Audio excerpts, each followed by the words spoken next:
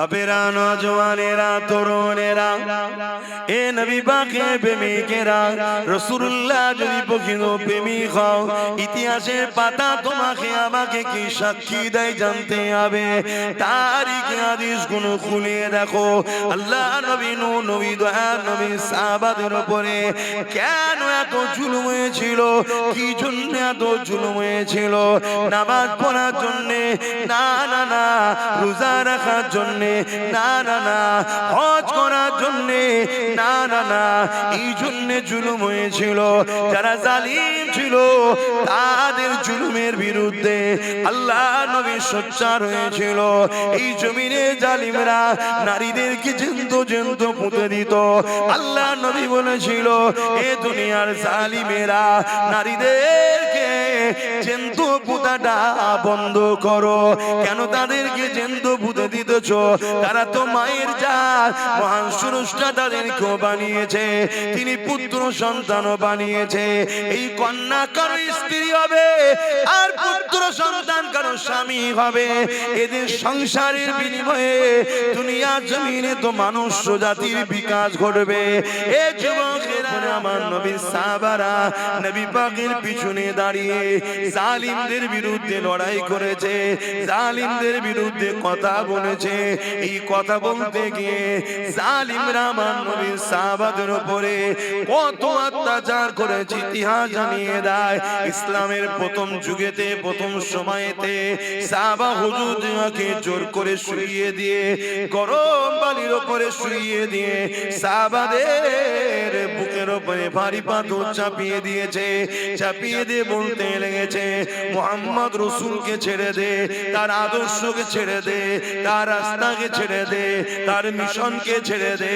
আমার নবীর সাহাবারা এই কঠিন পরীক্ষায় এই গরম বালির উপরে শুয়ে বুকে ভারী পাথর চাপিয়ে দিয়েছে, নিশ্চয় নিতে পারেনি।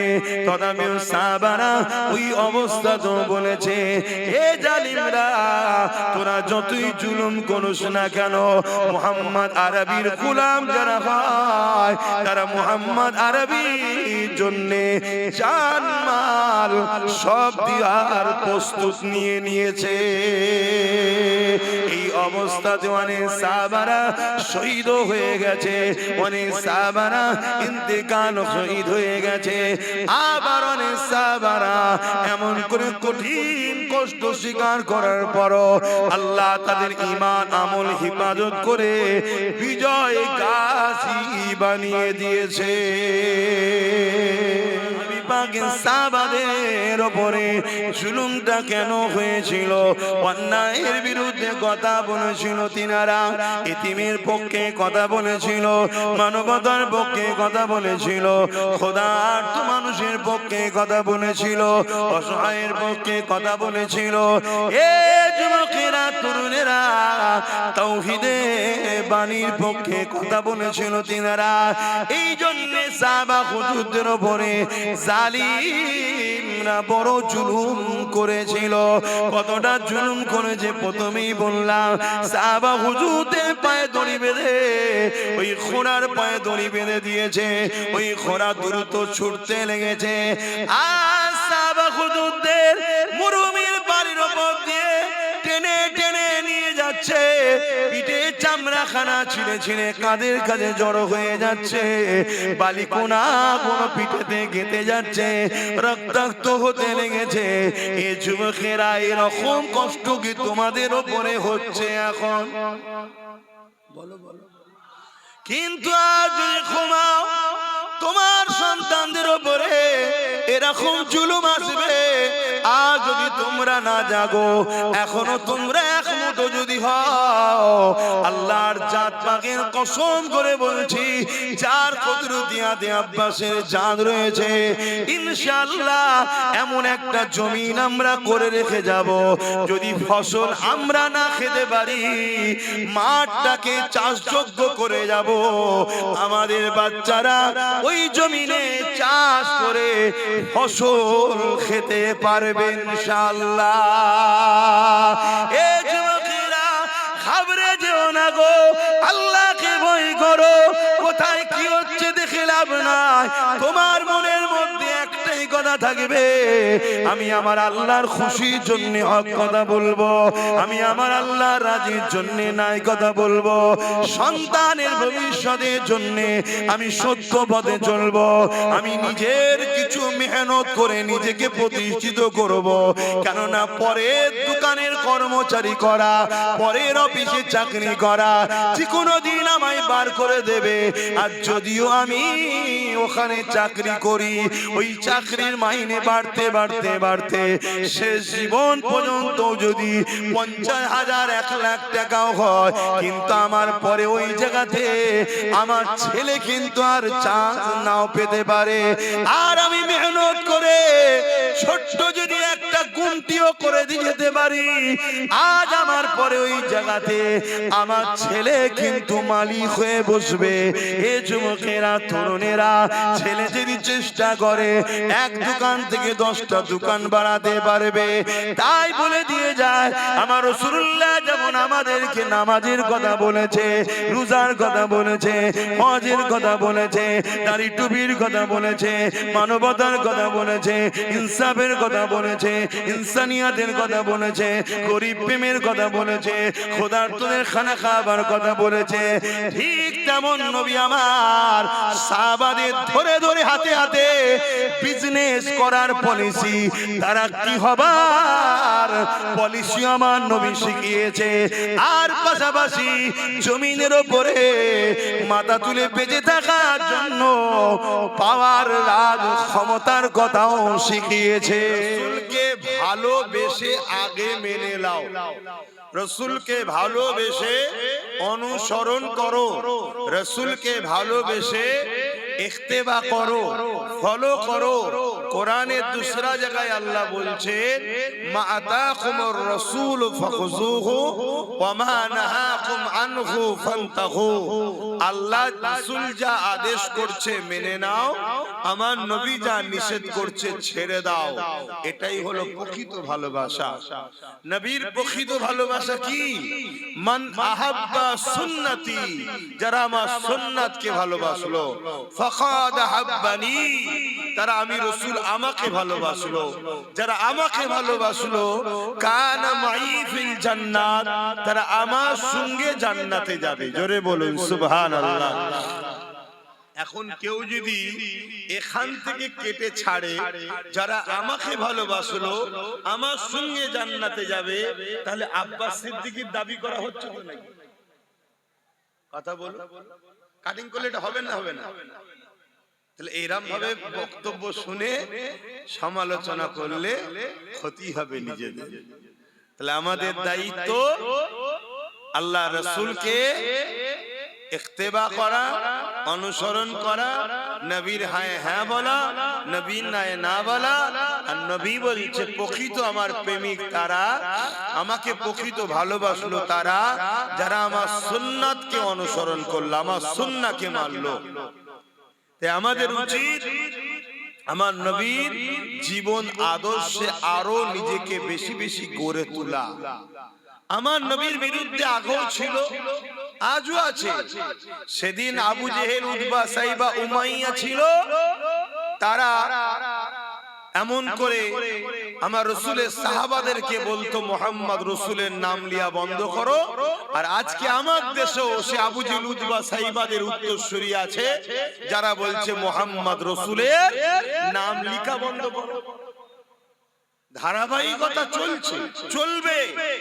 কিন্তু আমার নবীকে যদি আমরা প্রকৃত ভালোবাসি, তাহলে ব্যানারে যেমন লিখছেন এটা একটা ভালোবাসার বহিঃপ্রকাশ, কিন্তু এর থেকেও বড় উত্তম কাজ হলো রাসূলের সুন্নাতে জীবন গড়া, নবীর মিশনের উপরে নিজেকে রাখা। নবীর মিশন কি ছিল? একত্ববাদ, রব ছাড়া কারো কাছে মাথা নত নয়, আল্লাহ ছাড়া কারো কাছে চাওয়া নয়, আল্লাহ ছাড়া কাউকে সেজদা নয়। নবীর মিশন কি ছিল?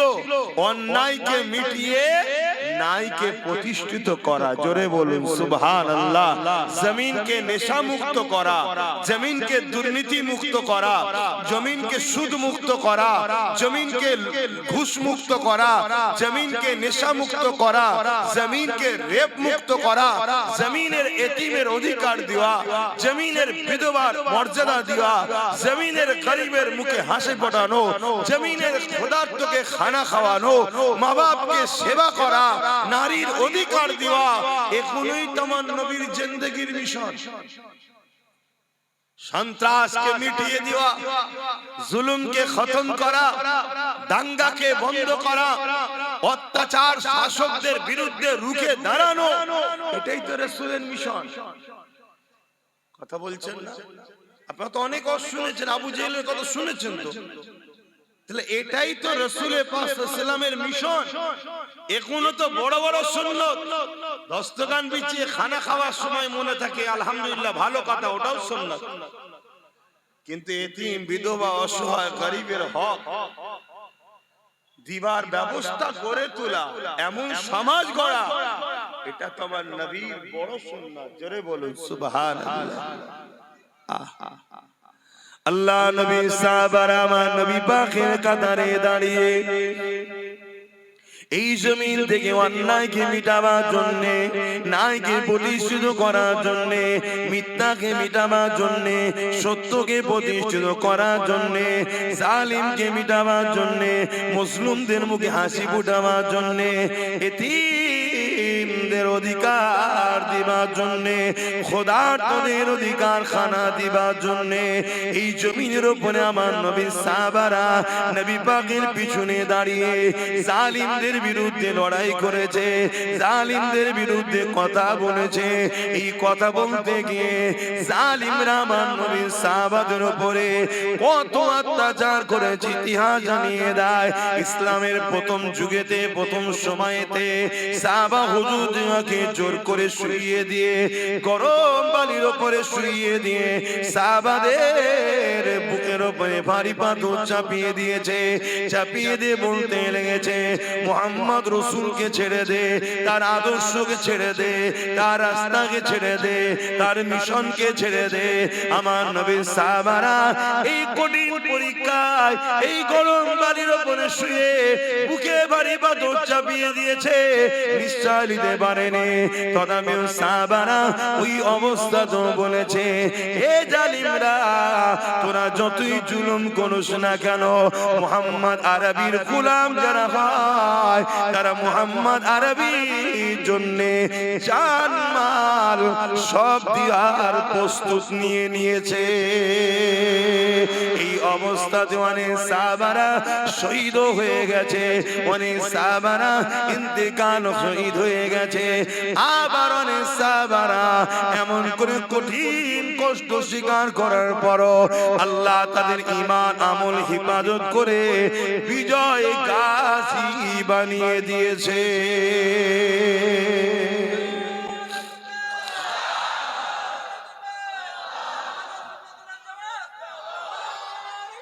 আল্লাহু আকবার।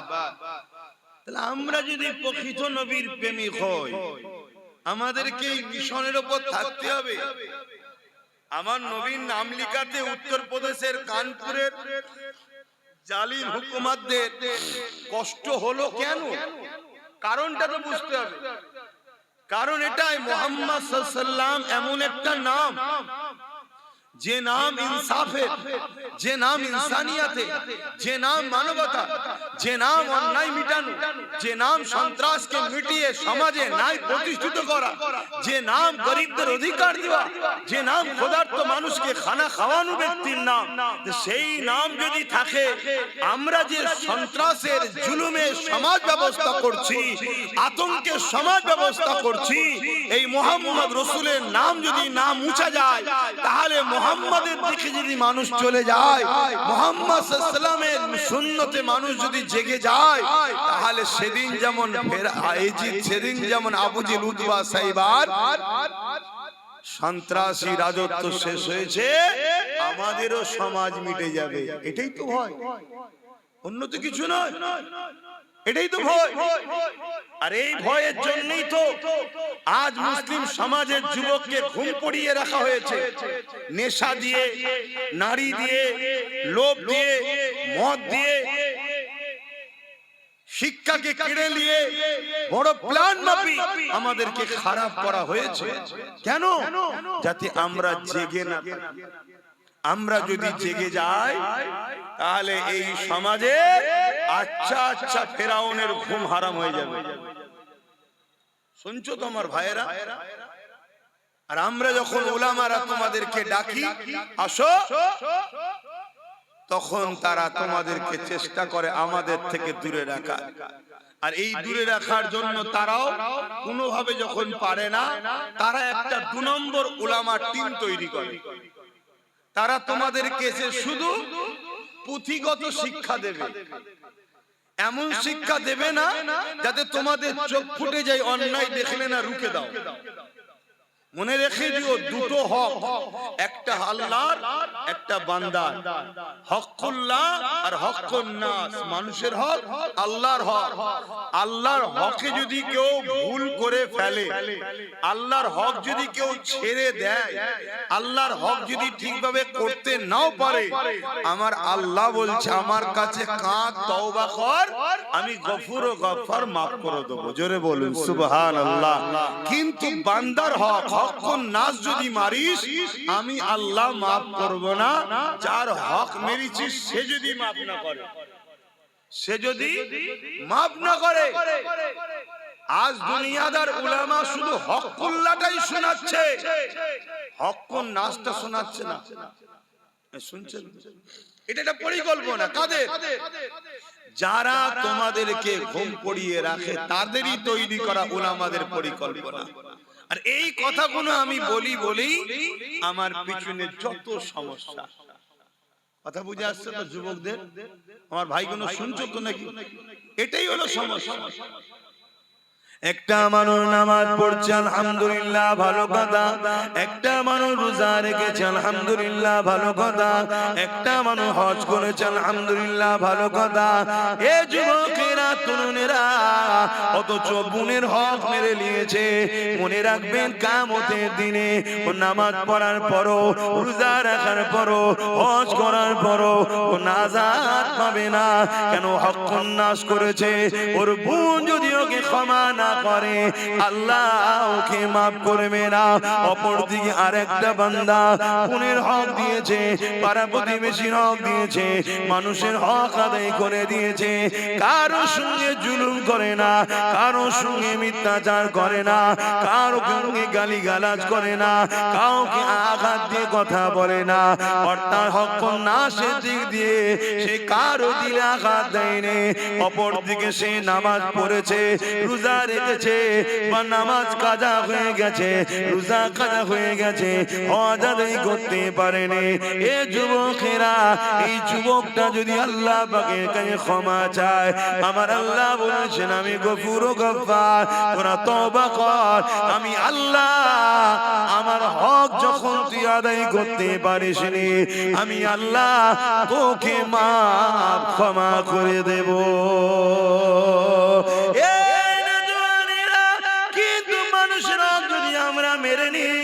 আল্লাহ পাক ক্ষমা করবে না। শুধু এটা নয় গো, এই যুবকেরা, তরুণেরা, আল্লাহ নবী আরো জানিয়ে দিল, কেউ জালিম জুলুম করছে, কেউ অত্যাচার করছে, কেউ জালিম মানুষের উপরে অত্যাচার, খুন করছে, জুলুম করছে, মানুষকে পেরেশান রেখেছে। এরকম একটা ব্যক্তি জানার পরও কোন মুসলমান যদি তার সাথ দেয়, কোন মুসলমান যদি তাকে সহযোগিতা করে, আল্লাহ নবী জানিয়ে দিলেন ওই মুসলমানটা ইসলাম থেকে বেরিয়ে যাবে। জালিমের সহযোগিতা করে জালিমকে ক্ষমতায় আনা যাবে না। জালিমের সহযোগিতা করে, জালিমের সাথে জালিমকে তাকত ক্ষমতা দেওয়া যাবে না। আপনি জানার পরও যে ও জালিম, এই জানার পরও যদি আপনি ওর সাথ দেন, রাসূলুল্লাহর হাদিস মিশকাত শরীফ খুলে দেখলেন, আল্লাহ নবী জানিয়ে দিলেন ও ইসলাম থেকে বেরিয়ে যাবে। শুনছেন তো? এই কথাটা আমার কওমকে জানানো দরকার আছে না না? কেন আমার কওমকে বড় প্ল্যান করে ইসলাম বিদ্বেষীরা বেঈমান ইসলাম থেকে বার করতে চাইছে, হ্যাঁ কি না? তাহলে তার জন্য তো বুঝাবার দরকার। আর এই যখনই বুঝাতে যাচ্ছি যে আর কোনো ওয়াজ নেই, এ কথা বলতে হবে কেন? একটা ছেলে এক ওয়াক্ত নামাজ কাজা করে দিয়েছে, ইসলাম থেকে বেরিয়ে যায়নি। একটা ছেলে দু চারটে রোজা ছেড়ে দিয়েছে, ইসলাম থেকে বেরিয়ে যায়নি। একটা ছেলে হজ করতে পারেনি, ইসলাম থেকে বেরিয়ে, একটু বলবেন তো, যায়নি। একটা ছেলে প্যান্ট শার্ট পরেছে, দাড়ি চেঁচেছে, ইসলাম থেকে বেরিয়ে যায়নি। কিন্তু একজন জালিম জানার পরও সেই জালিমকে সহযোগিতা করে, জালিমের সাথ দেয়, জালিমকে ক্ষমতায় আনে, আল্লাহ রাসূল বলছে সে ইসলাম থেকে বেরিয়ে যাবে। কথা শুনছো যুবকরা? এবার ইসলাম থেকে বেরিয়ে গিয়ে যদি নামাজ পড়ে, ও নামাজের দাম। ইসলাম থেকে বেরিয়ে যদি হজ করে, ইসলাম থেকে বেরিয়ে যদি মসজিদ বানায়, মাদ্রাসা বানায়, কোরআন পড়ায়, হাদিস পড়ায়, কথা বলেন, কথা বলেন। এই কথাগুলো যখনই বলছি, এ সমাজে এমনও মুফতি আছে, এ সমাজে এমনও মাওলানা বক্তা আলেম উলামা আছে, এ সমাজে এমনও নামাজি আছে যারা জালিমদের পিছনে ঘুরে বেড়ায়, জালিমদের থেকে দালালি খায় আর জালিমদের হয়ে কথা বলে। তারা তখন আমার বিরুদ্ধে তাদের পুষা ইউটিউবারদের লাগাবে না, লাগাবে না, যাতে আমার কথা সমাজ না খায়, আমার কথা মুসলিম উম্মাহ না শুনে নেয়। কেন মুসলিম উম্মাহ যদি আমার কথা শুনে নেয়, তাহলে জালিমদের সাথীরা দেবে না, আর জালিমদের যদি সাথ না দেয়, তাহলে নেক্সটের কি রাস্তা আছে জালিমদের বিরুদ্ধে? জালিমদের বিরুদ্ধে যদি হয়, তাহলে আজকের ফেরাউন তারা বনি ইসরাইলকে ভয় করবে না, করবে না? এটাই তো ব্যাপার, এটাই তো বিষয়। কিন্তু আপনারা যারা মনোযোগ দিয়ে শুনছেন, আপনারা বিবেক নামক দরজাকে আঘাত দিয়ে খুলুন, খুলে জিজ্ঞাসা করুন নবীদের মিশনটা কি ছিল। বেশি যত নবী এসেছে, বেশিরভাগ নবীদের মিশন ছিল জালিম শাসকদের হাত থেকে আল্লাহর সৃষ্টিকে উদ্ধার করে শান্তি সমাজ প্রতিষ্ঠিত করে তাদেরকে শান্তি সমাজে বসবাস করার রাস্তা করে দেওয়া। জোরে বলুন সুবহানাল্লাহ। মাইক বাজছে না বলছে? আচ্ছা আচ্ছা, ঠিক আছে। কথা শুনছেন তো আপনারা? আমার আলোচনায় অসুবিধা হচ্ছে? আমার বক্তব্য কিন্তু এটাই, কেউ নামাজ নিয়ে ওয়াজ করছে ভালো জিনিস, কেউ রোজা নিয়ে ওয়াজ করছে ভালো জিনিস, কেউ হজ নিয়ে ওয়াজ করছে ভালো জিনিস, কেউ যাকাত নিয়ে ওয়াজ করছে ভালো জিনিস, সবটাই তো শরীয়ত নাকি? ঠিক তেমনি কেউ কেউ তো ইনসাফের পক্ষে, ন্যায়ের পক্ষে, জালিমদের বিরুদ্ধে ওয়াজ করা এ সমাজে দরকার আছে না না? সেটাকেও ভালো না বলে তার পিছনে লাগাটা উচিত হচ্ছে না।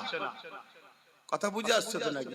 হ্যাঁ, আলেম ওয়াজ করবে নামাজ নিয়ে, রোজা নিয়ে, হজ নিয়ে, দাড়ি নিয়ে, টুপি নিয়ে, জুব্বা নিয়ে, পাগড়ি নিয়ে, এক একজন এক এক বিষয়ে ওয়াজ করবে, তো সবটাই তো ইসলাম। ঠিক তেমনি একজন যদি ওয়াজ করে যে বাবা অন্যায় দেখলে হাত দিয়ে রুখতে হবে, রাসূলুল্লাহর হাদিস, হাতে যদি রুখতে না পারো মুখ দিয়ে অন্যায় প্রতিবাদ করো, যদি মুখে প্রতিবাদ করতে না পারো ঘৃণা করে দূরে সরে যাও। এ যুবকেরা, আল্লাহ নবী বললেন ঘৃণা করে দূরে সরে গেলে এটা হলো ইমানের মধ্যে সব থেকে দুর্বল ইমান, অর্থাৎ ইমানের একদম নিম্ন শ্রেণীর স্তর। প্রথম নম্বর ইমান হলো অন্যায় দেখেছে, হাত দিয়ে প্রতিরোধ করেছে, কিন্তু হাতে ক্ষমতা নেই। দ্বিতীয় নম্বর ইমান, তাকে মুখ দিয়ে প্রতিবাদ করেছে, এটা অন্যায়, এটা অন্যায়, মুখ দিয়ে প্রতিবাদ করেছে, কারো মুখে প্রতিবাদ করানোর ক্ষমতা নাই, অন্তর থেকে ঘৃণা করে দূরে সরে গেছে, এই অন্তর থেকে ঘৃণা করে দূরে যে সরে গেছে, এরও মধ্যে ঈমান আছে, কিন্তু এ হলো বড় দুর্বল মাইন্ডের ঈমান, বড় দুর্বল কমজোর ঈমান। কিন্তু দুঃখের বিষয়, কিন্তু আমার নবীর উম্মত দাবি করে কোন মুসলমান যদি অন্যায় দেখে হাতে রুখলো না, মুখ দিয়ে প্রতিবাদও করলো না, অন্তর থেকে ঘৃণাও করলো না, উপরন্তু সেই অন্যায়ের সঙ্গে সাথ দিল, অন্যায়কে সংগঠিত করার জন্য আরো সহযোগিতা করলো, অন্যায়ের পাশে দাঁড়িয়ে গেল। এই যুবকেরা, তরুণেরা, এই সমাজের বুকে যদি একটা মার্ডার হয়ে যায়, ওই মার্ডারে যে মেরেছে শুধু সে ধরা পড়ে না গো, ওই মার্ডারে তার সাথে যারা ছিল, ওই মার্ডারের জন্য যে যা শরীক হয়েছে, যে যা সহযোগিতা করেছে, এক এক করে সবাইকে ধরা হয়, সবাইকে শাস্তি দেওয়া হয়। দুনিয়ার নিজাম যদি এটা হয়, মহান স্রষ্টা রব্বুল আলামিনের নিজামটা কি? অন্যায় দেখলে হাত দিয়ে রোখো, হাতে রুখতে পারো না, মুখ দিয়ে প্রতিবাদ করো, মুখে প্রতিবাদ করতে পারো না, অন্তর থেকে তো কমসে কম ঘৃণা করে শুনে যা। তুমি ঘৃণা না করে সেই অন্যায়কে সহযোগিতা করলে, অন্যায়কে করার জন্য, সংগঠিত করার জন্য সাথ দিলে, এ যুবকেরা, আল্লাহ নবীর হাদিস অনুযায়ী তোমার মধ্যে ঈমান বলে কিছু নাই। শুনছেন তো? ঈমান নাই। কেউ যদি কোনো গরিবের ঘর ভাঙে আর তুমি যদি তার হাত দিয়ে না রোখো, তাহলে তোমাকে মুখ দিয়ে প্রতিবাদ করতে হবে। মুখ যদি প্রতিবাদ করতে না পারো, অন্তর থেকে যারাই অন্যায় করছে ঘৃণা করে দূরে সরে যাও। তা না করে যদি তুমি সেই গরিবের ঘর ভাঙাচ্ছে যারা, তাদের সঙ্গে তোমরা যদি সাথ দাও, রাসূলুল্লাহর হাদিস অনুযায়ী তোমার মধ্যে ঈমান থাকতে পারে না। এখানে একটা গরিবের ঘর ভাঙলে যদি তার সহযোগিতা হয়, তুমি ইসলাম থেকে যদি বেরিয়ে যাও, ঈমান যদি না থাকতে পারে, তাহলে মনে রেখে দিও, যদি কেউ আমার আল্লাহর মসজিদকে ভাঙতে চায় আর তুমি হাত দিয়ে রুখলে না, মুখ দিয়ে প্রতিবাদও করলে না, অন্তর দিয়ে ঘৃণা করলে না তাদেরকে, উপরন্তু তাদেরকে সাপোর্ট করে আরো শক্তিশালী করলে, যাতে করে তারা মসজিদকে ভাঙতে পারে। এই যুবকেরা আল্লাহর ঘরকে যারা মিটাতে চায়, তারা তো অবশ্যই বেঈমান, জাহান্নামের কুকুর তারা হবেই হবে। তার সঙ্গে যারা সাথ দেবে, আল মারউ মা মান হাব্বা, দুনিয়ায় যে যার সঙ্গে থাকবে পরকালে তার সাথে থাকবে। এই যুবকেরা এইরকম একটা উদ্দেশ্য করে এই সমাজে একটা ওয়াজ করেছিলাম, ওই ওয়াজটাকে এখন কাটিং করে খুব ছড়াচ্ছে সমাজে। ছড়াচ্ছে না? ছড়াই না? একটু হ্যাকি না বলবেন? আপনারাও কি বেজার হচ্ছেন নাকি আমার উপর? যদি হন সেটাও খুলে বলুন। মনের মধ্যে রেখে দিলে আমি বা বুঝবো কি করে যে আমি ভুল রাস্তায় আছি? খুলে তো বলতে হবে যে আব্বাস সিদ্দিকী ভুল রাস্তায় আছে। কি তবে এত উলামা রয়েছে, তেনাদের তো উচিত আমাকে ভুল রাস্তায় আছে ধরিয়ে দেওয়া, যে আপনি ভুল করছেন, আপনি ভুল করছেন। কেউ যদি আপনাকে 500 টাকা দিয়ে আপনার কোরআনের বিরুদ্ধে কথা বলে, ওটা জায়েজ। আর কেউ যদি আপনাকে টাকা না দিয়ে মসজিদের বিরুদ্ধে কথা বলে, ওটা হারাম। এরকম যদি ফতোয়া থাকে একটু আমাকে বলেন, সেটা শুনি। কথা বুঝছেন? বুঝছেন না? বুঝছেন? এরকম কিছু ফতোয়া আছে নাকি? কেউ যদি আপনাকে 1000 টাকা করে মাসে দেয়, আর সে যদি বলে যে মাদ্রাসার মিড ডে মিলের খাবার কুকুরের বাচ্চাকে খাওয়াবো, তাও ভালো, মাদ্রাসার বাচ্চাদেরকে খাওয়াবো নি, এ কথা বলা জায়েজ কেন? 1000 টাকা দেয়। আর অন্য কেউ যদি বলে 1000 টাকা দেয়নি বলে যদি বলে রাস্তায় চলতে গিয়ে কুকুরের বাচ্চা গাড়ির তলায় এসে গেলে কি করব, সেটা নাজায়েজ, এরকম ফতোয়া আছে নাকি? দুজনেই তো কুকুরের বাচ্চা বলে দিল। একজন বলল যে রাস্তায় চলতে গিয়ে গাড়ির তলায় যদি কুকুরের বাচ্চা এসে যায় কি করব? মনে পড়ছে কথাটা? কে বলেছিল মনে পড়ছে? আর আরেকজন কি বলছে যে মিড ডে মিলের খাবার রাস্তার পথচারী কুকুরের বাচ্চাকে দেবো, তো মাদ্রাসার বাচ্চাদের দেবো না। তাহলে মাদ্রাসার বাচ্চা কি পথচারী কুকুরের বাচ্চার থেকেও খারাপ? তাহলে আমাদেরকে যারা কুকুরের বাচ্চার থেকে খারাপ ভাবে আর তাদের পিছনে যদি আমরা ঘুরে বেড়াই, তাহলে আমাদের জন্য বিপদ আসবে না আসবে না? যেসব ভাইয়েরা আমার অজগুলোকে কেটে কেটে মিথ্যাচার করছো, এই সত্য খবরটা তোমরা জাতির কাছে কই দিচ্ছ না তো? কি ব্যাপার, কিছু ভাড়া পাচ্ছেন নাকি আপনারা? কথা বুঝছেন না? বোঝেন? এইটার বিরোধী করা দরকার আছে না? না। কেউ যদি কোনো মুসলমান নিজেকে মনে করে যে আমি কুকুর, আমার বাচ্চা কুকুরের বাচ্চা, সে বিরোধী না করে, আলাদা বিষয়। কত শুনছেন? কোন মুসলিম ঘরে যদি এমন ছেলে জন্ম নেয়, দেখা যাবে সে নিজেকে কুকুর মনে করছে আর তার বাচ্চাকে সে নিজে কুকুরের বাচ্চাই মনে করে। সে যদি এই কথাটার প্রতিবাদ না করে, সেটা তার বিষয়। কিন্তু আমি আব্বাস সিদ্দিকী, আমি মনে করি এই জমিনের উপরে খায়রুল উম্মাহ, একটা আমরা আশরাফুল মখলুকাত, আবার নবীর উম্মত হওয়ার জন্য শ্রেষ্ঠ উম্মত আমরা। অতএব এত বড় গালি দিবার অধিকার কে দিয়েছে তাকে এত বড় কথা বলবে? তাহলে এর প্রতিবাদের দরকার আছে না? না। এই প্রতিবাদটা একটা হুজুর হিসাবে, উলামা হিসাবে আমার করার রাইট নাই? অসুবিধা হচ্ছে আব্বাজানদের? বাপেরা, নওজওয়ানেরা, তরুণেরা, এ নবী পাকের প্রেমিকেরা, রাসূলুল্লাহ যদি প্রকৃত প্রেমিক হও, ইতিহাসের পাতা তোমাকে আমাকে কি সাক্ষী দেয় জানতে হবে। তারিখে হাদিস গুলো খুলে দেখো, আল্লাহ নবী, নবী, দয়ার নবী সাহাবাদের উপরে কেন এত জুলুম হয়েছিল? কি জন্য এত জুলুম হয়েছিল? নামাজ পড়ার জন্য না, না না। রোজা রাখার জন্য না, না না। হজ করার জন্য না, না না। এই জন্য জুলুম হয়েছিল। যারা জালিম ছিল তাদের জুলুমের বিরুদ্ধে আল্লাহ নবী সোচ্চার হয়েছিল। এই জমিনে জালিমরা নারীদেরকে জ্যান্ত জ্যান্ত পুঁতে দিত। আল্লাহ নবী বলেছিল, এ দুনিয়ার জালিমেরা নারীদেরকে জ্যান্ত পুঁতাটা বন্ধ করো।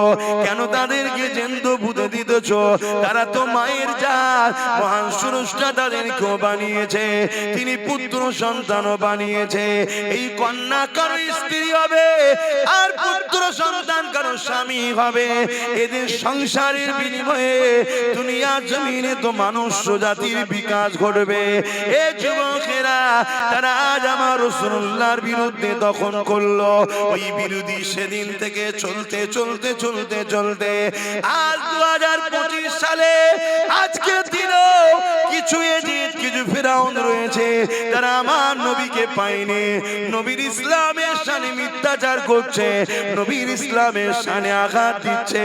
যারা নিজেদের নারীদের হক দিতে পারে না, যারা নিজেরা নারীদেরকে নিরাপত্তা দিতে পারে না, নিজেরা নারীদেরকে রেপের হাত থেকে বাঁচাতে পারে না, কিন্তু তারা আজকে ইসলামের গায়ে দাগ লাগাচ্ছে। ইসলামে নাকি রেপ করাটা কোনো খারাপ কাজ নয়। বলুন নাউযুবিল্লাহ। এই কথা আপনারা শুনেছেন না শোনেননি? কে বলেছে? কোথায় বাড়ি? উত্তর 24 পরগনা জেলার ব্যারাকপুর ভাটপাড়ার। ভুল বললাম? এর বিরুদ্ধে কোন আন্দোলন হয়েছে? এর বিরুদ্ধে কেস হয়েছে? কে অ্যারেস্ট করেছে? কেন অ্যারেস্ট করবে? যাদের হাতে ক্ষমতা তাদেরও দিলের ধারণা ইসলাম মিটাও। এ প্রকাশ্য দুশ্মন, এ বন্ধু সেজে দুশ্মন। শুনছেন তো নাকি? আর পাওয়ার তো আমরা দিয়ে রেখেছি জালিমদের হাতে। কথাটা কি কষ্ট হলো? আমার ইসলামে কি রেপ করা পাপ না? রেপের শাস্তি নেই? কি শাস্তি? গলা বন্ধ পুঁতে দিয়ে পাথর মারতে মারতে মেরে ফেলে, এক কথা মৃত্যুদণ্ড। যারা এ কথা বলছে তারা রেপের শাস্তি দেয়।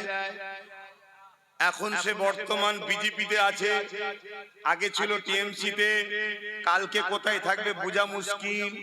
বর্তমানটা ধরেই বলছি, মণিপুরে উলঙ্গ নারীদেরকে নিয়ে ঘোরানো হচ্ছে, নারীদের ইজ্জত নষ্ট করা হচ্ছে। বিজেপি সরকার সেখানে নারীদের অধিকার দিতে, জোরে বলো। উত্তরপ্রদেশে নারীদের উপরে অত্যাচার হচ্ছে না হয়নি? নারীদের অধিকার দিতে তোরা জাহেল, নিজেরাই নারীদের অধিকার দিতে পারিসনি, তোরা আবার ইসলামের বিরুদ্ধে কলম চালাচ্ছিস কি করে? কোন শক্তিতে? ওদের হাতে রাজ পাওয়ার। গতকালকে আবার ঘোটালা করে পুরো তো একদম লাভ মেরে উঠে গেল, বুঝছেন তো নাকি? সব ওদের হাতে। এটা কথা বলবো, তোমরা তো সবাই অনেকে মনে করো রুখতে হবে রুখতে হবে, আমিও বলছি রুখতে হবে, কিন্তু রুখতে গিয়ে নিজের ছেলে ক্ষুধার্ত সেটাকে খেয়াল নেই। রোকো, পাশাপাশি নিজের ছেলের কথাও তো ভাবো, যে আমি আমার ছেলে কবে খাবে, এটা ভাবতে হবে না? রুকার পিছনে এই ছুটছে আর অন্যজন বসে বসে খেয়ে যাচ্ছে। কথা বুঝে আসছে? নির্বাচন কমিশনার বলছে বিহারে ভোট করেছে 66%, 66.67% ভোট পড়েছে। এই অসুবিধা হচ্ছে নাকি? না ভাবছেন আবার জলসাই কথা বলছে কেন? এখন জলসার রাজনীতি বলে আলাদা কিছু আছে নাকি? রাজনীতির লোকেরা জলসা করছে না, করে না? কথা বলছে না? তারা পার্টির মিটিং এ ডেকে ইসলামের বিরুদ্ধে কথা বলছে না, বলে না? তারা পার্টির মিটিং এ ডেকে বিভিন্ন ফতোয়াবাজি করছে না, করে না? তা তুই যখন রাজনীতির ব্যানারে ধর্মের বিরুদ্ধে হাত দিয়েছিস, তখন আমরা উলামারা আমাদের ডিউটি এখন ধর্মের ব্যানারে দাঁড়িয়ে তোদের কলিজাতে এবার হাত দিতে হবে। হ্যাঁ ঠিক না বেঠে? কেন তোদের সাহস বেড়ে গেছে। তোরা মনে করেছিস মোল্লা মলি সাহেবরা রাজনীতিতে নেই, মুসলিম দলের কোন নেতৃত্ব দিবার কেউ নেই, মুসলমানদের হয়ে কথা বলার কেউ নেই, মুসলমানকে শুধু ভয় দেখিয়ে দেখিয়ে আমাদের কোলে তুলে রাখবো, আমরা যা খুশি তাই করব। না দিন সেদিন চলে গেছে। আজকের যুবকদের হৃদয়ে, আজকের নতুন প্রজন্মদের হৃদয়ে একটাই কথা, আমার ফারুকে আজমের রাজত্ব হবে ইনশাআল্লাহ। আবার ইনসাফ হবে, আবার ন্যায় হবে, আবার জাস্টিস হবে, আবার গরিবের অধিকার দেওয়া হবে। এর জন্য আমার নবীর উম্মতেরা আগামী দিন এতিম, অসহায়, গরিব, বিধবা, বঞ্চিত, শোষিত, লাঞ্ছিত মানুষের হয়ে এই যুব সমাজ তারা লড়ার জন্য তৈরি হয়েছে। ঠিক না বেঠি? হাত তুলে সাক্ষী দাও আল্লাহকে, লড়াই করতে রাজি, লড়াই করতে রাজি।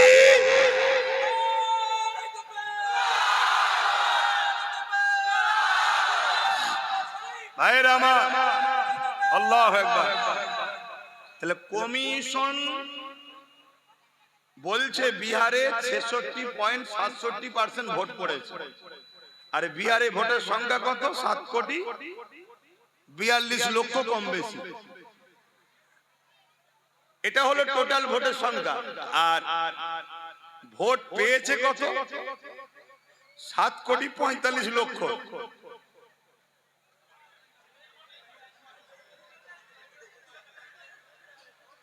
100% ভোট পড়েনি, পড়েছে কত? 67% ভোট পড়েছে। তাহলে 1 কোটি থেকে 67 লক্ষ হয়, তাহলে 7 কোটি যদি হয় 6-7 কে 42, মানে রাউন্ড ফিগারে বলছি 5 কোটি লোক ভোট দিয়েছে। আর ভোট পেয়েছে কত? 7,45,00,000, মানে টোটাল ভোট হচ্ছে 7,42,00,000। 100% যদি ভোট পড়তো তাহলে 7,42,00,000 ভোটার ভোট পড়তো। সেই জায়গায় 67% ভোট পেয়েছে।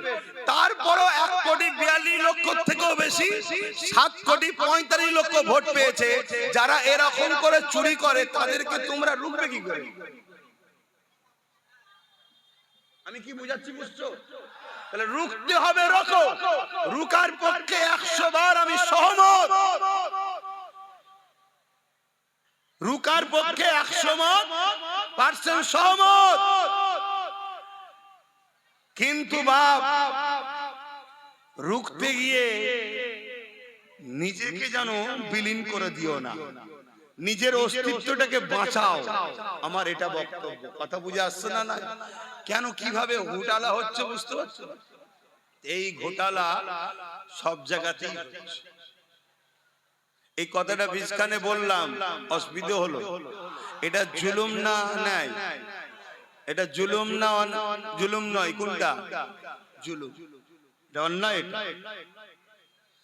যা কাশের আবার ধর্মের আলোচনায় চলে আসি, আমার নবী পাকের সাহাবাদের উপরে জুলুমটা কেন হয়েছিল, অন্যায়ের বিরুদ্ধে কথা বলেছিল তিনারা, এতিমের পক্ষে কথা বলেছিল, মানবতার পক্ষে কথা বলেছিল, খোদার্থ মানুষের পক্ষে কথা বলেছিল, অসহায়ের পক্ষে কথা বলেছিল। এ যুবকেরা, তরুণেরা, তাওহীদের বাণীর পক্ষে কথা বলেছিল তিনারা। এই জন্য সাহাবা হুজুরদের উপরে জালিমরা বড় জুলুম করেছিল। কতটা জুলুম করেছে প্রথমেই বললাম। সাহাবা হুজুরদের পায়ে দড়ি বেঁধে, ওই ঘোড়ার পায়ে দড়ি বেঁধে দিয়েছে, ওই ঘোড়া দ্রুত ছুটতে লেগেছে। আর সাহাবা হুজুরদের মরুভূমির বাড়ির উপর দিয়ে টেনে টেনে নিয়ে যাচ্ছে, পিঠে চামড়া খানা ছিঁড়ে ছিঁড়ে কাঁধের কাছে জড়ো হয়ে যাচ্ছে, বালিকোনা কোনো পিঠেতে গেঁথে যাচ্ছে, রক্তাক্ত হতে লেগেছে। এ যুবকেরা, এরকম কষ্ট কি তোমাদের ওপরে হচ্ছে এখন? বলো বলো। কিন্তু আজ যদি ঘুমাও, তোমার সন্তানদের উপরে এরকম জুলুম আসবে।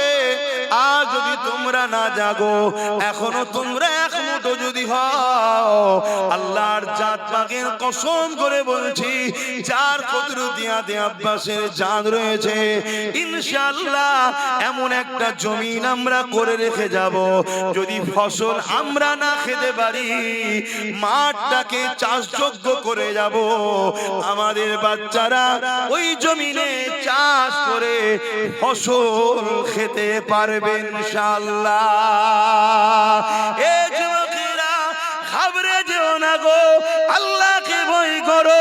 কোথায় কি হচ্ছে দেখে লাভ নাই, তোমার মনের মধ্যে একটাই কথা থাকবে, আমি আমার আল্লাহর খুশির জন্য হক কথা বলবো, আমি আমার আল্লাহর রাজির জন্য নাই কথা বলবো, সন্তানের ভবিষ্যতের জন্য আমি সত্য পথে চলবো, আমি নিজের কিছু মেহনত করে নিজেকে প্রতিষ্ঠিত করব।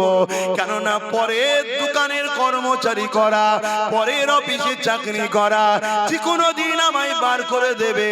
আর যদিও আমি ওখানে চাকরি করি, ওই চাকরির মাইনে বাড়তে বাড়তে বাড়তে শেষ জীবন পর্যন্ত যদি 50,000 1 লাখ টাকাও হয়, কিন্তু আমার পরে ওই জায়গাতে আমার ছেলে কিন্তু আর চান্স নাও পেতে পারে।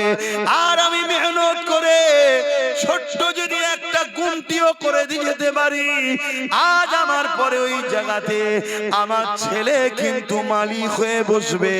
এ যুবকেরা, তরুণেরা, ছেলে যদি চেষ্টা করে এক দোকান থেকে 10টা দোকান বাড়াতে পারবে।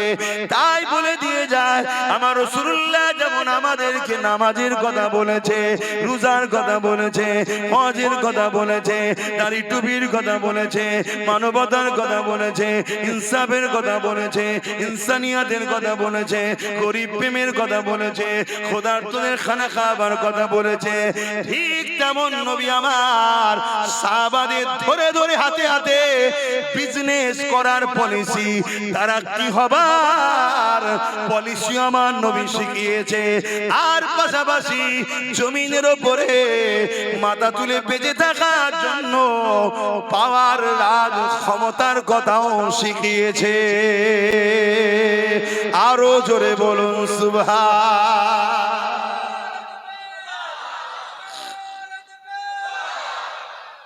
আর আজকে নামাজটা নিলেন, মসজিদটা নিলেন, রোজাটা নিলেন, হজটা নিলেন, সবটা নিলেন, আর রাজনীতিটা ছেড়ে দিলেন। এটা তোমরা করো, আজকে ওরা করছে শুধু একা, আর আজকে আইন করছে ওয়াকাফ, কালা কানুন, মসজিদ ভাঙবো, মাদ্রাসা ভাঙবো, কবরস্থান ভাঙবো, ঈদগাহ ভাঙবো, কাদগা ভাঙবো। অলরেডি ভাঙছে। কোন পাওয়ারে ভাঙছে? যেটাকে ছেড়ে দিয়েছি আমরা। এক যুবকরা, কষ্ট হচ্ছে আমার কথা? অসুবিধা হচ্ছে? যেই হুজুরটাকে খালি খামায় নিয়ে এসছিস, বাপ ঠিকই বলেছি, যদি মনে হয় খালি খামায় নিয়ে এসছিস, পরের বার থেকে আনলেও তোরা আল্লাহ কারে এসিস নি বাপ। যদি আমাকে খারাপ লাগে, তুই তোর কাতারে থাক না বাপ, আমি আমার কাতারে থাকি নাকি? যার ভালো লাগবে, 10 জনে যদি ভালো লাগে আমার কথা শুনবে, লোক বলবে 10 জন নিয়ে আপনি তাহলে কি করবেন? আমি কি করবো আমি জানি না তো, আমি চেষ্টা করব। ফায়সাল্লাহ তো আমার নয়, ফায়সাল্লাহ তো আল্লাহ। এই কথা বুঝছেন না? বুঝেন না? এই তো সবাই মিলে এত চেষ্টা করলো, ভোট রয়েছে 7,42,00,000, পড়েছে কত? 7,45,00,000। কথা বুঝে আসছে না? তা আমার হলো চেষ্টা করা কাজ। ফায়সাল্লাহ কি হবে ওটা আমার দেখার দায়িত্ব, ওটা তো আল্লাহ জানে। হযরত ইব্রাহিম আলাইহিস সালামকে নমরুদ যখন আগুনে ফেলে দিল, ওই সময় বিশাল আগুন জ্বলতে লেগেছে। আমি জানি না তোমাদের কবিলা গ্রামটা কত বড়, কতটা বড় আমি জানি না। কিন্তু ইরাকের জমিনে ব্যাবিলনে যান, গিয়ে দেখেন ইব্রাহিম নবীকে যে জায়গায় আগুন তৈরি করে বাদশা নমরুদ ফেলেছিল, কি জন্য ফেলেছিল? বাদশা জুলুমের বিরুদ্ধে ইব্রাহিম নবী ছিল। বাদশা শিরকি রাস্তায় ছিল, অন্যায় রাস্তায় মানুষকে ডাকতো। বাদশা কুফরি রাস্তায় মানুষকে জোর করে ডাকতো। বাদশা মানুষের উপরে জুলুম করত, বাদশা মানুষের উপরে অত্যাচার করত, মানুষকে দাসী বানিয়ে দিয়ে তার দাসত্ব মানুষকে করাতো। এই সময় ইব্রাহিম নবী জালিম নমরুদের বিরুদ্ধে যখন কথা বলতেছিল, ইব্রাহিম নবীকে অনেক দিক দিয়ে নমরুদ হত্যা করার চেষ্টা করেছে, কোন দিক দিয়ে যখন পারেনি, ইব্রাহিম নবীকে নমরুদ বিশাল আগুন তৈরি করে ওই আগুনের কুণ্ডুতে ইব্রাহিম নবীকে ফেলে দিয়েছে।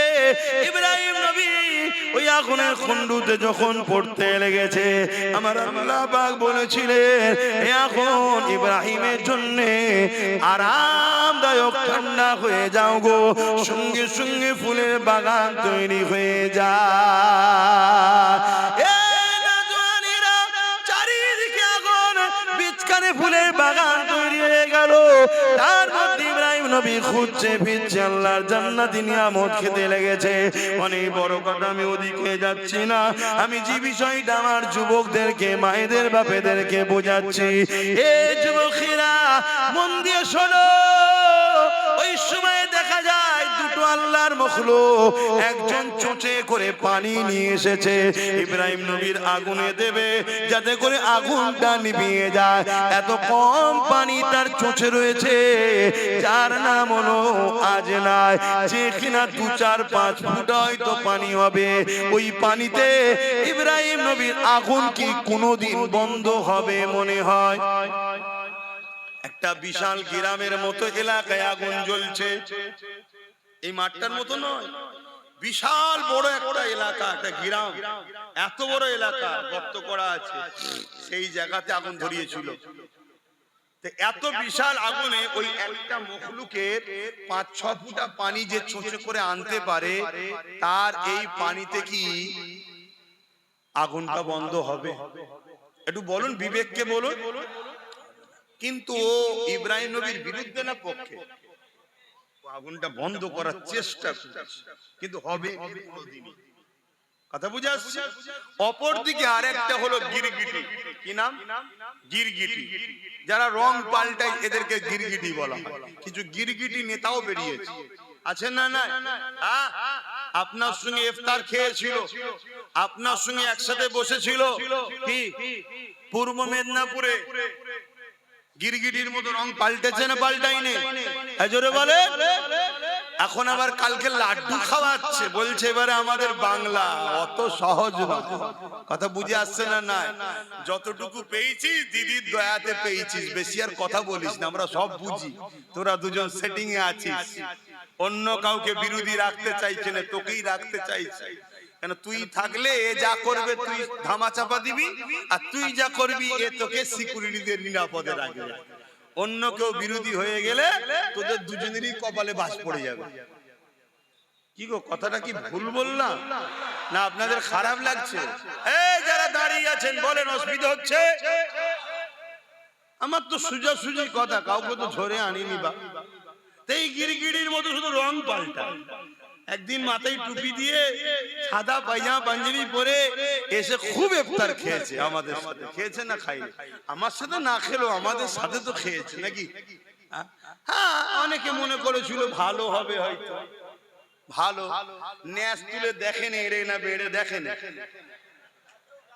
কথা বুঝে আসছে? ঘুমটা দেখেছে, মসজিদে ঢুকিয়ে দিয়েছে। জানে না যে মসজিদে ঢুকাতে কিরম হচ্ছে না হয়নি? ঘুমটা দেখেছে, কলিকাতার ঈদগাঁয় রেড রোডে নামাজ হয়, ওখানে নিয়ে চলে গেছে। এই ঈদের নামাজে যাওয়া যায় মহিলাদের? নিয়ে চলে গেছে। তাহলে এটা ধর্মকে নিয়ে কি খেলা করা হচ্ছে না? ও এর বিরুদ্ধে কেউ কোন মিডিয়া করে আর করে বলবে না। আব্বাস সিদ্দিকী এই যে বলছে, এর মধ্যে থেকে আর কি খুঁত পাওয়া যায় দেয়, ওইটাকে কেটে ছড়া। কেন? এদেরকে দুনিয়ার বেঈমান নেতারা অর্থ দিয়ে পুষছে। চালাও চালাও, চালিয়ে যাও। কত ফেরাউন এসেছে, কত নমরুদ এসেছে, কত আব্দুল্লাহ ইবনে উবায়ও এসেছে, মুখ ভর্তি দাড়ি, মাথায় টুপি, বড় পাগড়ি ছিল, বড় জুব্বা ছিল, বড় জাননেওয়ালা ছিল, বড় বক্তা, বড় কোরআন জাননেওয়ালা। এমনকি নবী পাকের সোজাসুজি নামাজ পড়তো, আবু বকর সিদ্দিককেও দাঁড়াতে দিত না। কিন্তু কোরআন ঘোষিত সে জাহান্নামী হয়ে গেছে। কথা বুঝে আসছে? সবাই চোখে ধুলা দিয়ে যেতে পারে, আব্বাস তোমাদের চোখেও ধুলো দিয়ে দিতে পারে, কিন্তু আব্বাস আমার আল্লাহর কুদরতি চোখে ধুলো দিতে, জোরে বলো, পারবে না। ইজ্জতের মালিক তোমরা না আল্লাহ। জোরে বলে, আরো জোরে বলে। অতএব আব্বাস যেখানে যায়, আল্লাহ শুকর করে বলছি, মানুষের ভিড়ে ঠেলাতে, চিৎকার চেঁচামেচিতে ওয়াজ করতে পারছি না আমি। সমস্যা এই গত মনে হয় পরশু দিন, গতকাল জুম্মা গেল, পরশু দিন কোথায় গেলাম? ঢোলা, ঢোলাতে সারাক্ষণ তো ঝগড়াই হলো, কি জায়গা পাই দাঁড়াতে পারেন। এই ঝগড়া হয়ে হয়ে সারাক্ষণ সময় চলে গেল। কি ওয়াজ করব? ওই ওর মধ্যে ও ঝগড়া করে যাচ্ছে, আমি ওয়াজ করে যাচ্ছি, কি করব? আবেরা নওজওয়ানের আল্লাহর জাত পাকের কসম করে বলছি, নিয়ত আমার একটাই, আপনাদের হৃদয়ে আমার রাসূলুল্লাহর প্রেম ভালোবাসা ঢুকাবো, এবং দুনিয়ার জমিনে যতদিন বাঁচবেন কারো কাজে হাত পেতে নয়, নিজের অধিকার নিজে বুঝে নিয়ে ইজ্জতের খানা খাবো। এই আশায় আপনাদেরকে বুঝাচ্ছি, নবীকে পিয়ার করো, নামাজ পড়ুন, রোজা রাখুন, হজ করুন, দান খায়রাত করুন, অপর দিকে জুন্নাইকে অন্যায়কে মিটান, জুলুমকে মিটান, রেপকে মিটান, সুদকে মিটান, ঘুষকে মিটান। এ যুবকেরা এখন মিটাতে গেলে যে পাওয়ার দরকার, ওই পাওয়ারটার নাম হলো রাজনীতি। ফু দিয়ে সুদ বন্ধ হয়নি, ফু দিয়ে ঘুষ বন্ধ হয়নি, এমন করে রেপ জেনা ব্যভিচারী বন্ধ করা যায় না। এর জন্য আইন তৈরি করতে হবে, যারা রেপ করবে তাদের জন্য এই শাস্তি হবে, যারা সুদের কারবার করবে, যারা এমন করে ঘুষ খাবে তাদের জন্য এই শাস্তি হবে। ধরা পড়লে সঙ্গে সঙ্গে তাকে সাসপেন্ড জীবনের মতো করে দেওয়া হবে। এইভাবে ২-১০টাকে করলে এই সমাজে রেপ বন্ধ হয়ে যাবে, এই সমাজে ঘুষ বন্ধ হয়ে যাবে। আজকের দিনে সবচেয়ে মারাত্মক ভয়ানক জিনিস যেটা মানুষকে কুড়ে কুড়ে খাচ্ছে, নেশা নেশা নেশা। এই নেশাকে বন্ধ করা দরকার।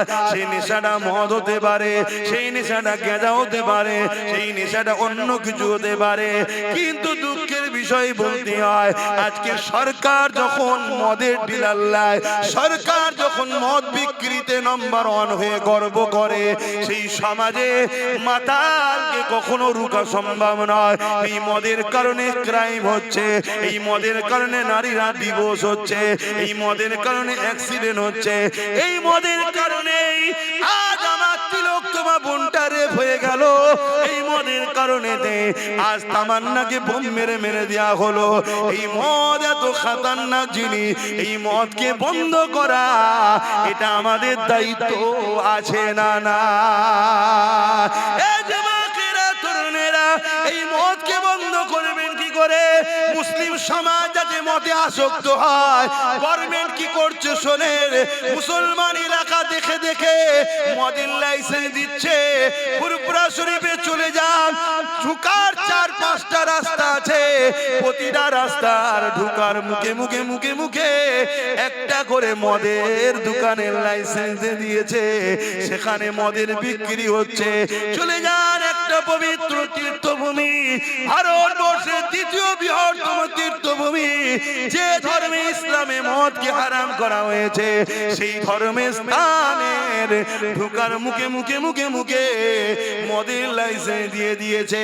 আপনারাও মুসলমান এলাকা কোনো খেয়াল করে দেখবেন, আমার কথা মিলার। মুসলিম এলাকায় মদের দোকান হচ্ছে, মুসলিম এলাকায় ফাংশন হচ্ছে, মুসলিম এলাকায় জুয়ার আড্ডা বসছে, মুসলিম এলাকায় নাচের আড্ডা বসছে, মুসলিম এলাকায় এমন করে সুদের কারবারের ব্যবস্থা তৈরি হচ্ছে। কেন করা হচ্ছে? সরকার জানে, সরকারের পিছনে অনেক মৌলানা রয়েছে যারা সরকারকে বুদ্ধি দিচ্ছে, এদেরকে মিটাতে গেলে এদেরকে আল্লাহ থেকে সরাতে হবে, এদেরকে রসুলের থেকে সরাতে হবে। সরাতে গেলে ডাইরেক্ট যদি বলেন আপনাকে বক্সিং মেরে নাক ফাটিয়ে দেবে, ওটা করবেন না। এদেরকে মদে ঢুকিয়ে দেন, এদেরকে গানে ঢুকিয়ে দেন, এদেরকে ফাংশনে ঢুকিয়ে দেন, এদেরকে সুদে ঢুকিয়ে দেন, এদেরকে লোনে ঢুকিয়ে দেন। একদিকে এদেরকে গরিব বানান, অপরদিকে এদেরকে অল্প পয়সায় লোন দেন। যখনই সুদ নেবে, কাবার সামনে মায়ের সঙ্গে জিনা করার সমান পাপ হবে, তখন এরা আল্লাহ রসুলের থেকে সরে যাবে। আল্লাহ রসুলের দয়া মায়া যখন এদের থেকে সরে যাবে, তখন এদেরকে যখন আপনারা কতল করবেন, আল্লাহ সাহায্য করবে না। বদরের মতো এরা জিততে পারবে না। এ আমার জাতি, এ আমার কওম, তোমাদেরকে মেরে ফেলার প্ল্যান চলছে। তোমাদেরকে আল্লাহ রসুল থেকে প্রথম সরাবে, তারপরে তোমাদের ঈমানকে লুটবে, তারপরে তোমাদেরকে কতলেআম করবে।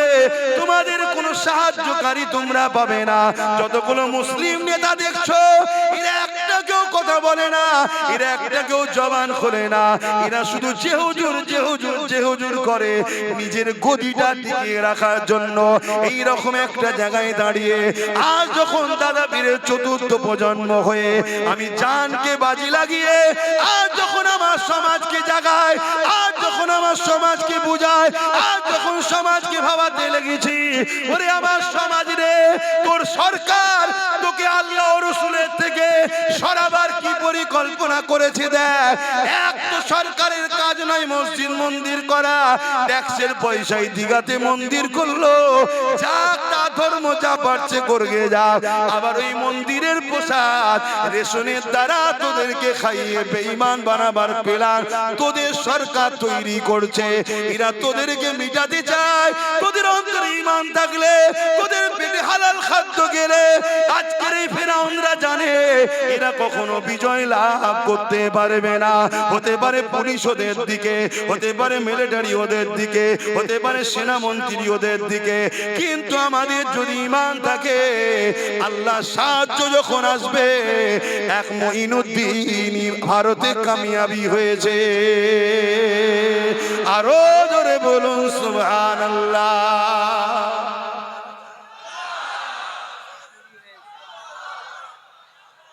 ভাইরা আমার, বলুন আব্বাস সিদ্দিকী অন্যায় করছি আমি, জোরে বলুন অন্যায় করছি।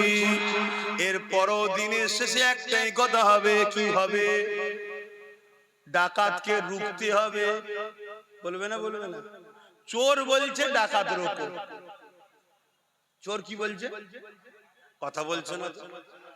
এই চোর বলছে ডাকাত রোকো। ডাকাত রুকা দরকার আছে না? না, কিন্তু চোরের কথা বুঝছো না তো? চোরের সাথে ডাকাত ঢুকা যায়? চোর আর ডাকাতের মধ্যে পার্থক্য কি?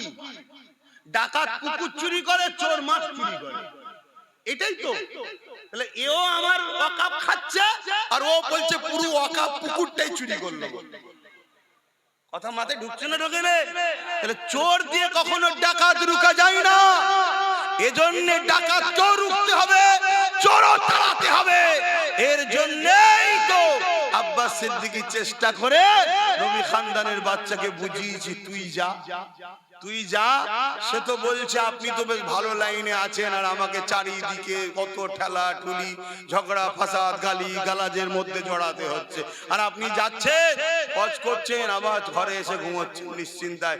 আর আমি রাত দুটোই ফোন করছে, ভাইজান আমার এখানে ধরে ফেলেছে, আবার আমাকে পুলিশকে ফোন করতে হচ্ছে। আমি তুই বেশি নেকির কাজ করছিস, চুপ কর, কথা বলিসনি, যে লাইনে ঢুকে গেছি ওখানে থাক। বুঝতে পারছেন না, পারেন না?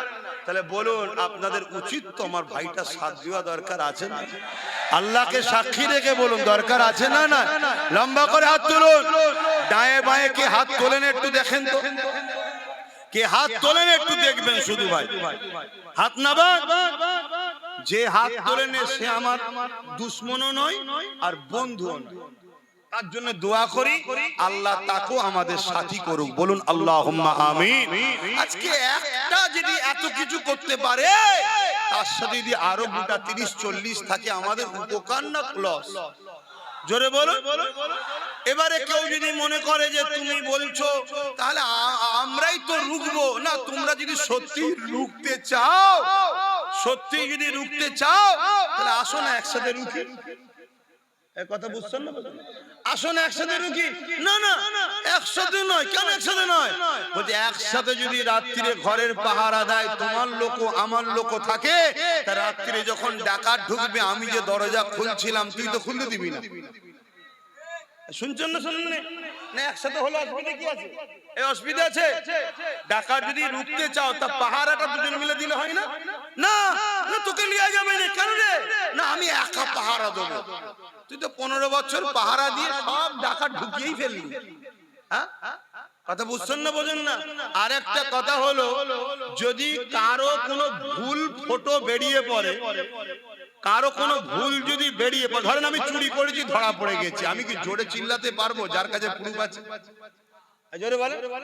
তা চোরের রিপোর্ট তো ডাকাতের কাছে আছে, আছে না? না, চোরের রিপোর্ট ডাকাতের কাছে আছে না? না, ডাকাত এখন উপরে বসে আছে, চোরকে বলছে বেশি বললে রিপোর্ট আছে ভরে দেবো, অতএব আমি যা বলছি শোন, আমার মতো চলবি, তোকে বেঁচেও রাখবো, আমিও খাবো, তুইও খাবি। ডাকাত আর চোরে মিটে সেটিং এ কাজ হচ্ছে না হয় না? একটু আওয়াজ দিয়ে বলবেন হচ্ছে না হয় না? শত শেষ কথা বলে যাচ্ছি, সময় কম। যদি কেউ মসজিদ মাদ্রাসা মিটাবে বলে, তাকে সাপোর্ট করা যাবে। আর কেউ যদি বলে উন্নয়ন শেষ হবে না, কোরআন শেষ হয়ে যাবে, তাকে সাপোর্ট করা চলবে। যদি কেউ কোরআনের বিরুদ্ধে কথা বলে, তাকে সাপোর্ট করলে ঈমান থাকবে। কোরআন মানে না আলাদা কথা, দেশটা সবার। শুনছেন তো নাকি? আমরা নেতাজিকে ভালোবাসি না বাসি, গান্ধীকে ভালোবাসি না বাসি, কেন? তারা আমার ধর্ম মানে না, ভুল ঠিক সে জবাব স্রষ্টার কাছে দেবে, কিন্তু আমার ধর্মের বিরুদ্ধে তো বলবে। ঠিক না বেটি? তুমি মানবে না মানবে তোমার কাছে, কিন্তু বিরোধী করার অধিকার কে দিল? কথা বুঝে আসছে? এজন্য আমি এক জায়গায় একটা কথা বলেছিলাম যে কেন্দ্র সরকারকে ভোট দিলে ঈমান চলে যাবে, রাজ্য সরকারকেও ভোট দিলে ঈমান চলে যাবে। পুরোটা দেয়নি, শুধু কেটে একটুখানি দিয়েছে। শুনছেন তো নাকি? এরপরে আমি কি বলেছি? এরপরে বলেছি, যদি রাজ্য সরকার মনে করে যে কোরআন শেষে বলাটা আমার ভুল হয়েছে এবং দিল্লি চলে যাও বলাটা ভুল হয়েছে, যদি ক্ষমা চাই, তাহলে আমি এর বিরুদ্ধে আর বলবো। এরপরে বলেছি, সেটাও দেয়নি, শুধু দিয়েছে রাজ্য সরকারকে ভোট দিয়ে হারাম বলেছে আব্বাস সিদ্দিকী। শুনছেন? আবার একটা বুজুর্গ লোকের বক্তব্য আমার সঙ্গে সেটিং করেছে, করে বলছে একজন বুজুর্গ বলছে দিয়া যাবে, আরেকজন বলছে দিয়া যাবে না। বুজুর্গ বলেছে মসজিদে দান করো। বুজুর্গ কি বলেছে? মসজিদে দান করো। দান করতে হবে না? হবে না। কিন্তু কাল যদি মসজিদটা দখল করে কেউ পার্টি অফিস করে দেয়, ওখানে কি বুজুর্গ বলছে দান করো? তাহলে এখনকারের কথা আর তখনকারের কথা তুই জুড়ছিস কেন? ও তো আগে বলেছে, তখন তো আমিও বলেছিলাম যে চলো এ যখন বলছে দেখা যাক, ঠিক না বেটি? কিন্তু ওরে বাবা তোর মুখোশ সরে গিয়ে এখন অরিজিনাল মুখ বেরোচ্ছে। অরিজিনাল মুখ বেরোচ্ছে কি? কোরআন শেষ হয়ে যাবে, আমার উন্নতি শেষ হবে না। কোন মুসলমান যদি একে ভোট দেয় ঈমান তার থাকবে না। শুনছেন তো নাকি? এ যদি ক্ষমা চেয়ে আলাদা কথা, ক্ষমা চেয়ে আলাদা কথা। আমি আবার বললাম যে আমার ওটা বলা ভুল হয়েছিল, দিল্লি চলে যাও বলাটা ভুল হয়েছে, দুর্গাপুরে মাদ্রাসা ভাঙাটা ভুল হয়েছে। জানেন তো নাকি রাজ্য সরকার দুর্গাপুরে মাদ্রাসা ভেঙেছে? জানেন? এগুলো আমার ভুল হয়েছে, আলাদা কথা। কথা শুনছেন না শোনেন না? কিন্তু তুমি মাদ্রাসা ভাঙবে আমার ভোট নিয়ে, তুমি কোরআন শেষে বলবে আমার ভোট নিয়ে, তুমি কুকুরের বাচ্চার সঙ্গে মুসলমানের বাচ্চাকে আরো নিকৃষ্ট করবে আমার ভোট নিয়ে, মনে রেখে দিও কোন ঈমানদার তোমাকে আর সাথ দিতে পারে না। কিন্তু ওই সকল লোক সাথ দিতে পারে। কারবালার মাঠে তো আমাদের দেখা আছে, ইমাম হোসাইনের পক্ষে এসে দাঁড়ায়নি, এজিদের পক্ষে দাঁড়িয়েছিল 13,000 আলেম উলামা হাফেজ ছিল। মুফতি মৌলানা হাফেজ 13,000 ছিল। 25,000-এর মধ্যে 25,000ই মুসলমান ছিল হোসাইন হুজুরের বিরুদ্ধে। তার মধ্যে 13,000 ছিল কি আলেম, হাফেজ, মুফতি। কেন? সামান্য অর্থ, সামান্য পদের জন্য। এই রকম যারা আজকের দিনও আছে, গাদ্দার, মুনাফিক, মুসলিম সুরাতে বেঈমান, কাফের, মুনাফিক, ইসলামের দুশমন, যেমন ইমাম হোসাইনের দুশমন ছিল, আজকে সেই হোসাইনের দিন নানা দিনের দুশমন যারা আছে, তারা হয়তো তোমায় সাথ দিলে দিতেও পারে। কিন্তু মনে রেখে দিও, আমরা হাসতে হাসতে মরা পছন্দ করব। মসজিদ মাদ্রাসাকে যারা মিটাতে চায় তাদের সঙ্গে আপোষ নয়। কোরআন যে শেষ হয়ে যাবে বলবে, সে যদি ক্ষমা না চায় তার সঙ্গে আপোষ নয়। এ কথাই যারা একমত একটু হাত তুলে দেখাবেন, আল্লাহকে সাক্ষী রেখে হাত তুলবেন। আয় আল্লাহ, আমরা আপনার কোরআনের পক্ষে, মসজিদ মাদ্রাসার পক্ষে হাত তুলেছি। আপনি আমাদের ঈমানে তাকত দেন, এর উপরে মজবুত থাকার তৌফিক দেন। আমিন আমিন আমিন সুম্মা আমিন। নারে তাকবীর, নারে তাকবীর, লব্বাইক লব্বাইক লব্বাইক লব্বাইক, নারে তাকবীর। যদি কোন মুসলমান হাত না তোলে তার সামনে আমার একটাই কথা, সে আমাদের কেউ নয়, দুশমনও নয়, আর বন্ধুও নয়। কথা বুঝে আসছে? শেষ কথা বলে যাচ্ছি, এখন সময় কম, আজান নামাজ পড়তে হবে, তাই আমি আর কথা বাড়াচ্ছি না। আমার পরে আরো আছে, আমার ভাই আছে তো, আমার জুনায়েদ ভাই রয়েছে এবং বশিরের হুজুরের আওলাদও রয়েছেন, অতএব এবং পিননগরের থেকে আবুল বাসার সাহেব আছেন, শরফুল আমিন সাহেব আছেন, আসবে সব। কি গো, আমি বাপ দোয়া এখনো করিনি, উঠে পড়লে কেন? আমি তো নামাজ পড়বো। একটুখানি এই ছেলেরা যাচ্ছে, একটু চাদরটা ঘোরাবে, যার যা খুশি একটু দিয়ে দেবেন। দেন তো নাকি? আমি কাজ করি জানেন তো, একটু চাদর ঘোরানো দরকার আছে না? নাই? দেন, যার যা খুশি দেন, যার যা খুশি দেন, যার যা খুশি দেন। তাড়াতাড়ি যাও, বেশি ছেলে পিছন দিকে দাও, পিছন দিকে যাও। দুয়াটা নিয়ে যাবেন, কেউ সরে যাবেন না। যারা ভালোবাসেন হাত তুলেছিলেন, সরে যাবেন না। এটা একটা পরীক্ষা, এটাও একটা পরীক্ষা। আজ বড় দুঃখ লাগছে ভাই। এ বলো, বাঁচাবার মালিক কে? বাঁচাবার মালিক কে? বাঁচাবার মালিক কে? তুমি আল্লাহর কোরআনের দুশমনের কোলে উঠছো ডাকাতের ভয়ে। আর ডাকাত যদি ওই যেমন বললাম 7,42,000-এর জায়গায় 7,45,000 করে দেয়, কি করে ঠেকাবে? বলো, কি করে ঠেকাবে? অতএব নিজের শক্তি তৈরি করো। এরপরও বলছি, এ যদি ক্ষমা চায় ভিন্ন বিষয়। কথা বুঝে আসছে না? নাই? আর ক্ষমা না চাইলে সাপোর্ট করা হারাম, চলবে না। মনে রেখে দিও, যত মুফতি মৌলানা বক্তা আছো, আমি চ্যালেঞ্জ করছি, যদি ভুল হয় আমাকে শিখিয়ে দেন, আমি মেনে নেব। দেন, যার যা খুশি দেন। ছেলেরা একটু বেশি করে যা বাবা, তাড়াতাড়ি যা, নামাজ পড়তে হবে। আর কথা নয়, দোয়া 49-এ ও 30 হয়েছে, তাহলে আর কথা নয়, আমি একেবারে সংক্ষেপ করলাম, একটু জেচ্ছে দিয়ে দেন। আল্লাহুম্মা আমিন। আয় আল্লাহ, আয় আল্লাহ, আয় আল্লাহ, আমি আপনার দ্বীনের জন্য দুটো কথা বলেছি আল্লাহ, যদি আমার কথায় আপনি খুশি হয়ে যান আল্লাহ, আমার কথাকে আপনি কবুল করে নেন আল্লাহ। আল্লাহ আমার এই ভাইগুলো জান মাল ঈমান ইজ্জত হিফাজত করেন। আয় আল্লাহ, এদেরকে মেরে ফেলার চক্রান্ত চলছে আল্লাহ, এদেরকে বিপদে ফেলার চক্রান্ত চলছে থেকে হিফাজত করেন। ছোট ছোট বাচ্চাগুলো নসিব বড় করেন আল্লাহ। আমার কওমে জন্ম নিয়েছে, আমরা যদি এদের কথা না ভাবি আল্লাহ, এদের সঙ্গে বড় জুলুম করে যাব। হে আল্লাহ, এই কওমকে নিজের পায়ে দাঁড়াবার তৌফিক দেন, নামাজি মুত্তাকি হাজী গাজী বানান, দিদারে কাবা দিদারে মদিনা শরীফ যাওয়ার তৌফিক দেন। যারা ভুল বুঝে ইদিক উদিক আছেন, আলেম ওলামা মুফতি মাওলানা সাধারণ মুসলিম মানুষ সবাইকে এক হওয়ার তৌফিক দেন আল্লাহ। হে আল্লাহ, হাবিবের খাতির রহমত করে দয়া করে দ্বীনের মাহফিলে আল্লাহ, এই মাহফিলকে আপনি কবুল করে নেন। আপনি বলেছেন রব্বানা আতিনা ফিদ দুনিয়া হাসানাত ওয়া ফিল আখিরাতি হাসানাত ওয়া কিনা আযাবান নার। দুনিয়ার ভালাইয়ের কথাও বলেছেন, ভালাই তো এমনি এমনি দেন না, ভালাইয়ের জন্য চেষ্টা করতে হয়। এই ভালাইয়ের রাস্তাও এদেরকে দেখালাম, আখিরাতের কল্যাণ, নবীর প্রেম, আদব মর্যাদার রাস্তাও দেখিয়েছি আল্লাহ, এবং জাহান্নাম থেকে বাঁচার তৌফিক আপনি আমাদের দান করবেন। আমিন আমিন আমিন। বারহাক লা ইলাহা ইল্লাল্লাহু মুহাম্মাদুর রাসূলুল্লাহ সাল্লাল্লাহু আলাইহি ওয়াসাল্লাম।